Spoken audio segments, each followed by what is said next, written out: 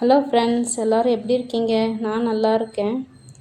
இன்றைக்கி சிம்பிளாக பருப்பு குழம்பு எப்படி செய்கிறதுன்னு பார்க்கலாம் வாங்க. வெளியே எங்கேயானா போயிட்டு வந்து அர்ஜெண்ட்டாக நம்ம குழம்பு செய்யணுன்னாக்கா இந்த மாதிரி செஞ்சுக்கோங்க.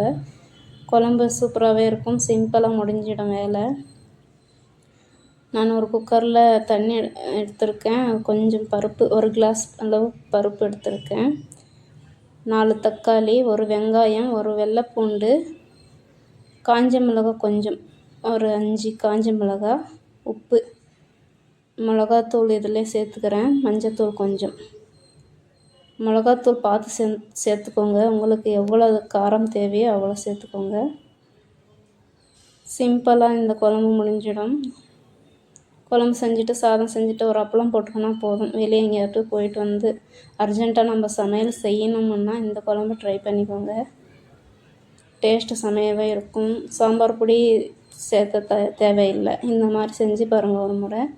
இட்லி தோசைக்கும் சூப்பராக இருக்கும் இந்த குழம்பு, சாதத்துக்கும் நல்லாயிருக்கும். நான் குக்கர் மூடி போட்டு பாருங்கள், 3 விசில் விட்டுக்கிறேன். காற்று எடுத்துட்டு பாருங்கள், பருப்பு நல்லாவே வந்துடுச்சு.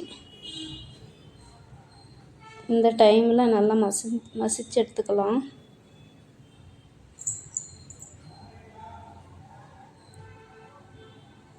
பருப்பு குழம்பு எல்லா வீட்லேயுமே செய்வோம், ஆனால் இதுக்கு சாம்பார் பொடி தேவையில்லை. இப்படியே செஞ்சுக்கலாம், நல்லாவே இருக்கும். சாம்பார் பொடி இல்லாத டைமில் கூட நம்ம இந்த மாதிரி செஞ்சுக்கலாம்.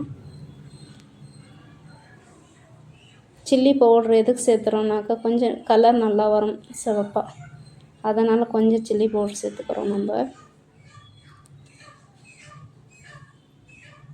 எண்ணெய், கடுகு, கொஞ்சம் சீரகம் சேர்த்துக்கோங்க, கமகமான நல்லாயிருக்கும் வாசனை. ஒரு வெங்காயம் சேர்த்து தாளிச்சிக்கலாம், கொத்தமல்லி தூவிக்கினேன் லாஸ்ட்டில்.